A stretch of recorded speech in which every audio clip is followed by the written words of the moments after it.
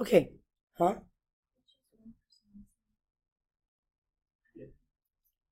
It's okay. We're cool.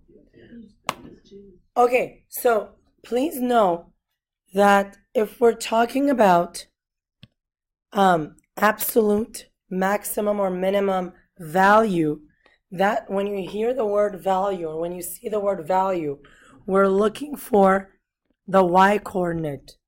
Okay? When you hear the location, that's the x coordinate.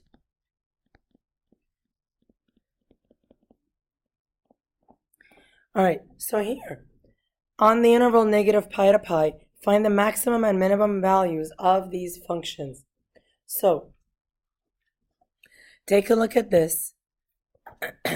This is the highest point that this function goes over this domain, right? That means that is the absolute maximum. And so how do we say it? If this is from negative pi to pi, right? Then this is 0, so this is pi over 2. And what's the y value? Y value? 1. This is sine of x, right? So we say the max is, this is how we write it, f of pi over 2 is equal to 1. So this tells you two pieces of information: the location and the value. And here we have a minimum, and it's f of negative pi over 2 equal to negative 1. Okay? All right. For cosine, what is it that we have? Maximum here, f of 0 is 1. And then we have two minima here. The minimum value is negative 1. The location is negative pi and positive pi. So I say f of negative pi is negative 1. F of pi is negative 1. And both of those are minima. Okay, so now here it says to find the absolute extrema, right? That word, extrema, means max or min.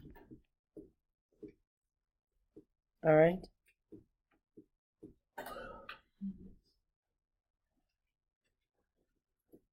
Okay.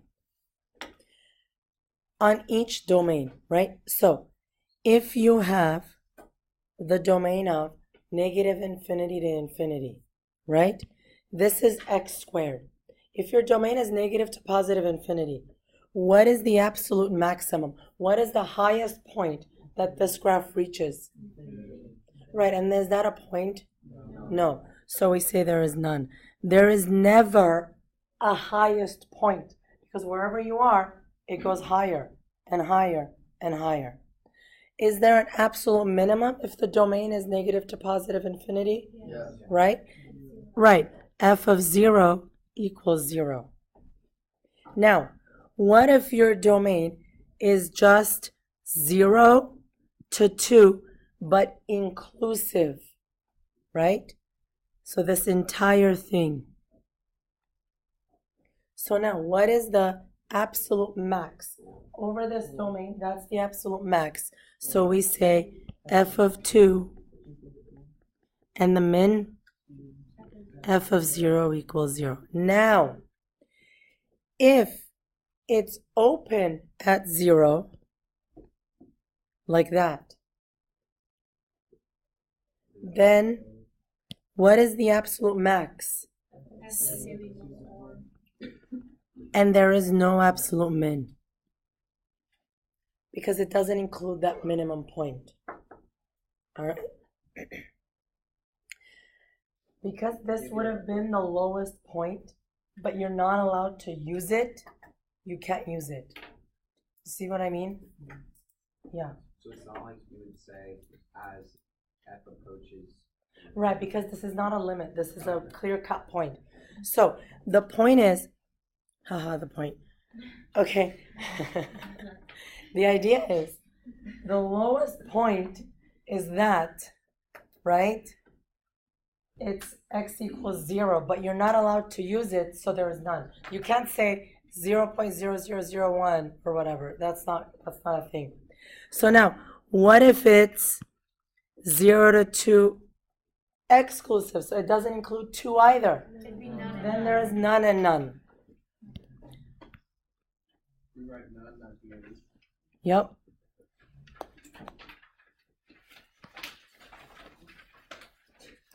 Okay. And of course, if we're talking about extreme values, there's got to be a theorem that goes with it. The extreme value theorem says if f is continuous. Okay, so theorems in calculus, for the most part, when you read them and you think about it, you always have the sense of, well, duh. Okay, this is one of them. If f is continuous, we know what continuous means: no gaps, no breaks. On the closed interval AB, right? On the closed interval AB, like this one here, okay? Then f has both a maximum and a minimum value. Does that make sense to you? Right? If it's continuous on a closed interval, so if it's closed here and here, then obviously there is a point that is the lowest, and then there is a point that is the highest. That's what the extreme value theorem says. Okay? All right. Nitty gritty. What if it's like a straight line? If it's a constant function, then it's just, there is none. I'll tell you why. Okay. So, to find absolute minimum and maximum values, first, find critical points. How important do you think critical points are? Critical. Right. So make sure, this is important now, make sure the critical points are in the domain. So suppose your domain is 0 to 2. You find the critical point of 3, can't use it. Okay? Now, what is a critical point, you ask? Well, I'll tell you. A critical point is a point in the interior of the domain where, okay, two things happen. Well, sorry, one of two things happen. Either f prime is 0 or f prime does not exist. So, you find f prime. If there is a point where f prime is 0, critical point. If there is a point where f prime doesn't exist, critical point. It's not all or nothing, it's one or both or either, okay?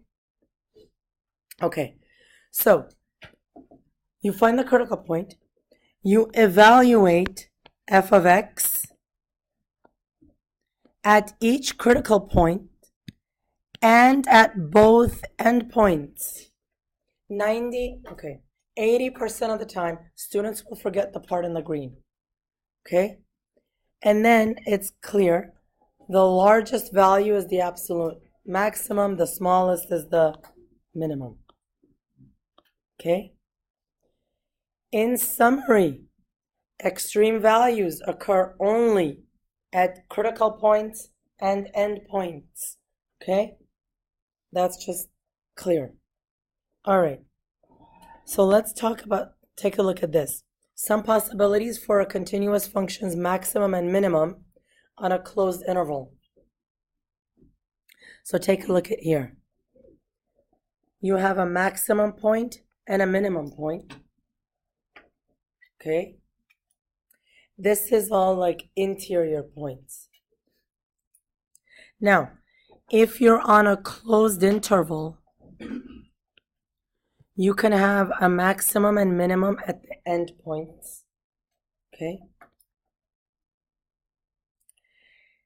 Here, look, you have a maximum here, and then you have a minimum at an endpoint. So you see that it could either happen at an endpoint or at a critical point. Okay, so let's do this one.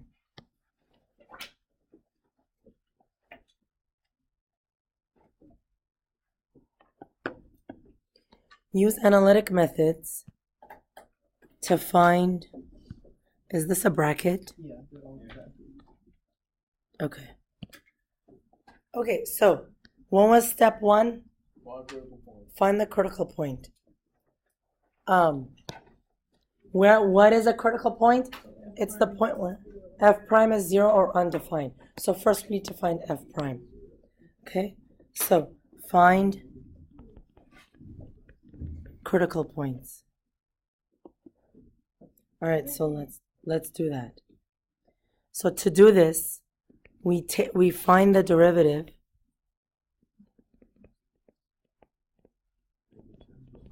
and we set it equal to 0. All right, f prime of x is equal negative 2x plus 4, thank you. Where is the critical point? CP, right, where f prime equals 0 or undefined. There are no points where it's undefined, but f prime of x is 0, so negative 2x plus 4 is 0 at x equals 2. That is the critical point. Okay, that's step one. Now, we have to evaluate f of x at the critical point and both endpoints. Okay. So now we test critical point and endpoints in original function. So basically, I want to know what's the y value here, what's the y value there, what's the y value there. So f of 2, x equals positive 2. So f of 2 is negative 4 plus 8 minus 5 is negative 1. F of 0, negative 5. F of 3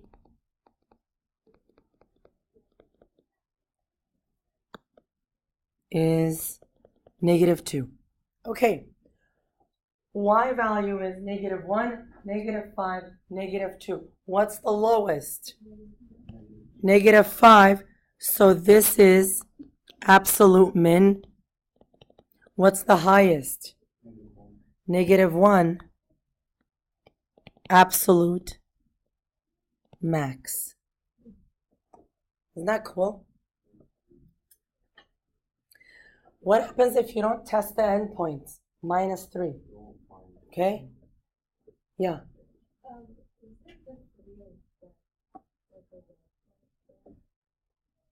No, this is the domain. Oh, okay. Okay, so let's do this next one. So f prime of x equals 2 over 3 x to the 2 over 3 minus 1. This is why you have to be so well versed with your derivatives. So f prime of x is 2/3 x to the negative 1/3, which means this is 2 over 3x to the power of 1/3. Yes, in fact, that's what I'm going to do.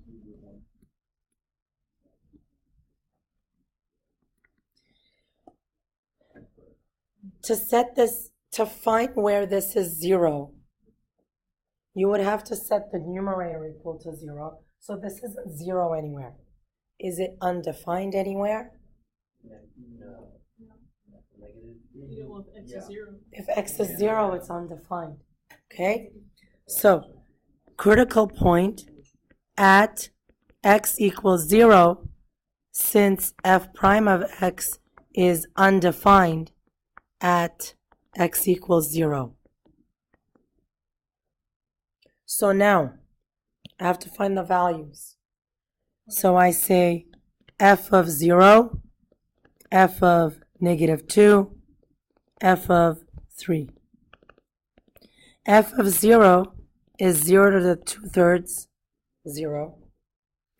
F of negative 2 is negative 2 to the 2/3, but that's like cube root of negative 2 squared, which is cube root of 4. And I don't need to know what that is because this could be on a non-calculator section. F of 3 is cube root of 3 squared, cube root of 9.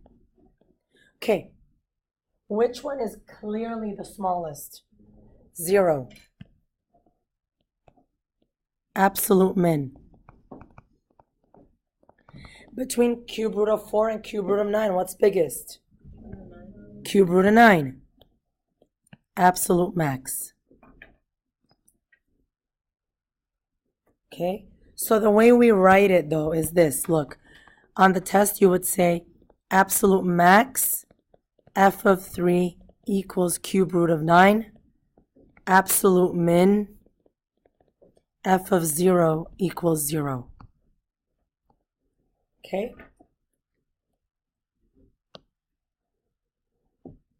Okay, one more. F prime of x, negative e to the negative x. Okay? So now what am I going to do? Set it equal to 0. So negative e to the negative x equals 0. Does the negative go away? This negative? Yeah, it goes away. How do I solve this, guys? Huh? ln. What's ln of 0? It's undefined. So, can e to the negative x ever be 0? No. So there is no critical point. Oh my God, shocker. That's okay. That can happen. Huh? I know. It's like math drama. So what happens? Just use the endpoints. Thank you. Yeah. So now we do f of negative 1. F of 1. Where the ln is, would you still keep the negative for the or would you just say that it was divided? This goes away. It gets divided. So just use endpoints. So this is e to the negative 1, e to the 1, and then this is e to the negative 1, 1 over e. Which one's bigger? E is bigger. So absolute max f of negative 1 equals e. Don't give me 2.718. Leave it as e. It's so much more sophisticated. Absolute min f of 1 is 1 over e.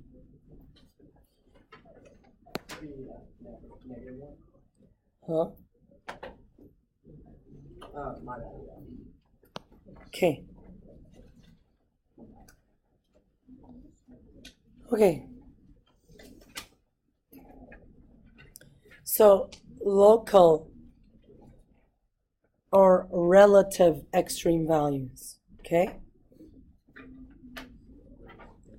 So look at this. Sorry, hang on. Okay. So take a look at some extreme values here.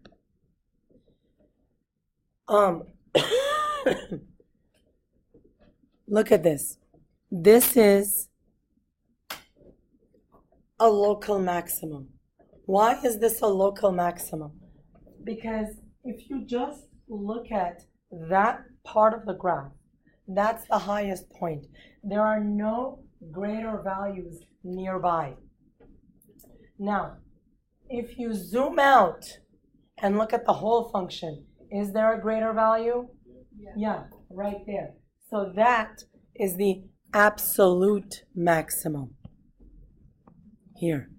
Okay? Same with the minimum. Look at this. there is a minimum point here. This is an end point, so there is a minimum point there, minimum point there. But which one is the absolute lowest here? So that's the absolute minimum. Okay? Okay. So take a look at here. Let C be an interior point. So we can call C a local maximum if around there it's the highest point, right? And if there are no higher points nearby. Okay, how do we find local extreme values? If a function has a local maximum value or a local minimum value at an interior point, then f prime at that point is 0. So these points, at these points, f prime is 0. Okay? So that's what's important. All right. How to find local extrema? First, find the domain. Then find the critical points. Okay, here is what's important. If this is on an open interval, if you have a closed interval, A to B, you have to do what we did before. If it's an open interval, you have to create a number line. On this number line, you put critical points and endpoints.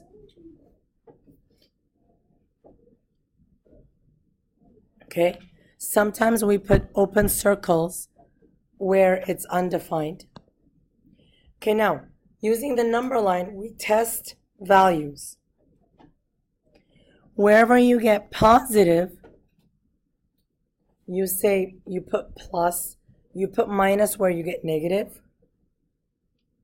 Now, when there is a point where it changes from plus to minus, that's a maximum. Changes minus to plus, it's a minimum. To find the max and min, plug the values back into the equation. All right, you will never understand what to do until we do one. So let's just do one. Take a look at this function. First of all, what's the domain of this? Right.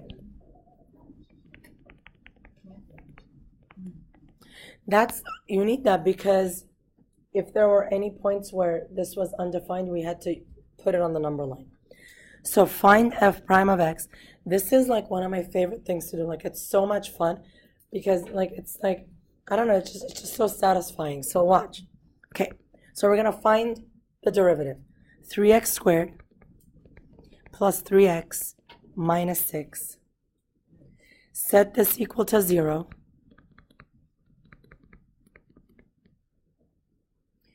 We can factor out a 3.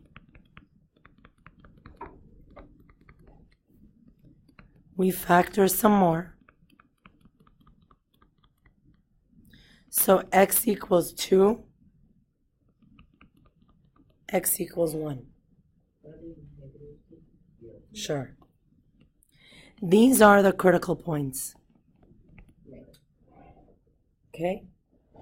So, we found critical points. Step 3, create a number line. Here we're going to create a number line. No. Okay, and it goes, and on this, we put two things.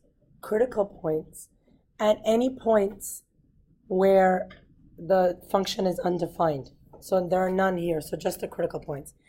And then I do say that, that's negative infinity and positive infinity. Just a reminder that it goes to negative and positive infinity. Now, after the number line, we're going to test values into f prime of x. So we pick points and we plug the points in here. Plug test points into that. So into the derivative, you can plug it into this. I love doing the factored form because it's easier doing the math. So let's do a test point. I'm going to pick a point from the region furthest to the left. So like -4. -4, if I plug it into this parenthesis, gives me a negative. Into this parenthesis gives me a negative. Negative is positive. Okay? What's the number in here? 0. So we plug it in here. Positive, negative. Plug in a positive number like 10. Positive. Does it always switch off? Huh? Does it always switch off? Negative, positive? Yes and no. That's a multiplicity thing, see? Yeah. So, these are your f prime of x values. Okay? Now, what does this mean? What's f prime? What's derivative? Slope. If slope is positive, what is the function doing? Going up. If slope is positive, f of x is going up. If slope is negative, f of x is going down. Positive derivative, f of x is going up. So, it's going up, then going down. That means here, there is a maximum. Yeah. And here, there is a minimum.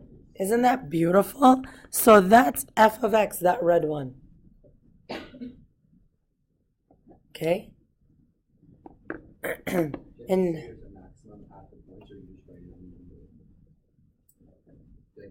oh, you say it. Yeah. Because now then, to find max and min, we're going to plug these values back in here and find the actual y values. Okay? So let's do that. Yep. So, max. So what's f of... So there is a maximum. F of -2. Where do we plug it in? Original. X cubed plus 3 over 2x squared, blah, blah, blah. And you get 11. I'm just going to tell you. Min f of 1, you get -2.5. Do you have to specify that it's the local? No.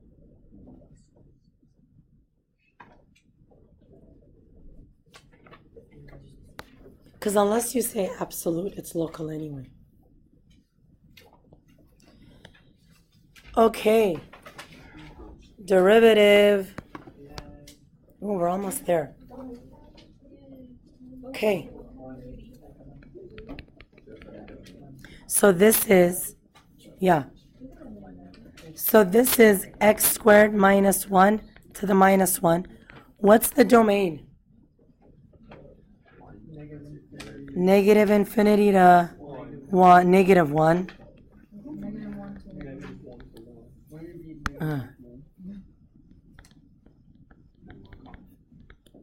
Told you I got woozy. Okay, so f prime of x. Chain rule, guys. Not low d high. Rewrite it that way. Negative x squared minus 1 to the negative 2 times 2x. Or no. So f prime of x is negative 2x over x squared minus 1 squared. Okay, critical points. X equals 0. That's where f prime of x is 0. Okay? Okay, and x equals plus or minus 1. Yes, those are critical points. Now, the deal is, these are critical points, but they're not in your domain. Is that right? Because those are the points that aren't included in your domain. So here's what you're going to do. We're still going to put them here. Negative 1,